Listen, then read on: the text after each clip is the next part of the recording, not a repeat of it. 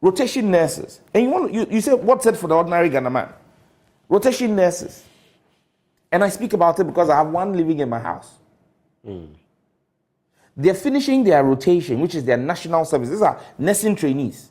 They're finishing their national service this month. You know, they haven't been paid 1 month, even 1 month of their NSS allowance. Out of the regular 10 months out or of so. the 11 months they're supposed to work. This is the 11th month. Wow. They have not been paid 1 cedi. So ask yourself, how have these young people, some of them have no family in Accra, were posted to Accra. How have they survived in Accra? Remind me, there was supposed to be an increment to this at some Yes, point. I think to 799 from 599. Right, from 500 to 700 and something. Has that happened though? How would it happen when you've not received to know whether, on paper, yes, there's been an increase, but they have not received 1 month. They are ending. So for an ordinary young Ghanaian nursing trainee, that is the picture of Ghana. They most likely have borrowed. And look, their executives, the national executives came to meet me in Parliament 3 months ago to make a statement on the floor of the House for them. And they said to me that, look, they are being forced to offer sexual favors. They are being harassed by landlords because they owe. Some of them have to offer their bodies to be able to buy food because they are serving this country.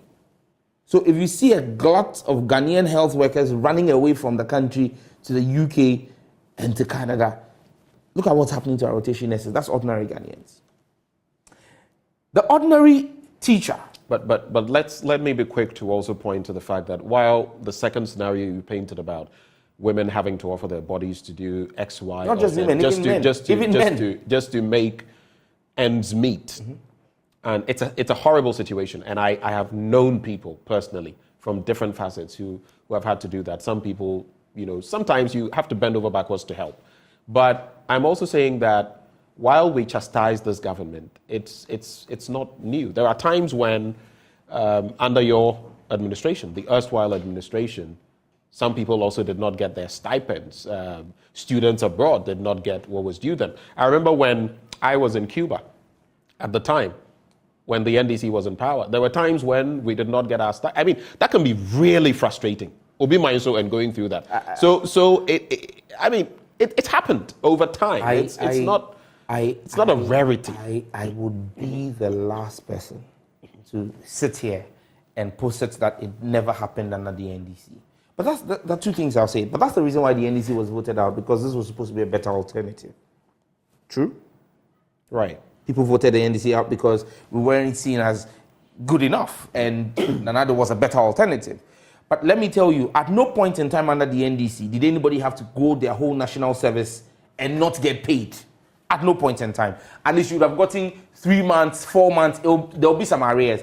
As you speak about, when you were in Cuba, and many other people who have been beneficiaries of government support for external education would all tell you, every government, be it the Rawlings administration, be it the Kufuor administration, the Mills or the Mahama administration, have always been in some arrears. 3 months, 6 months. As we speak, this government is owing people over a year of stipends. So what we're talking about is not that, we're not saying there should be no arrears, because that would be unfair to say, because every government has a certain level of arrears. It is the magnitude of the problem. At no point in time have Ghanaian students outside the country been owed the length of time that they are being owed now.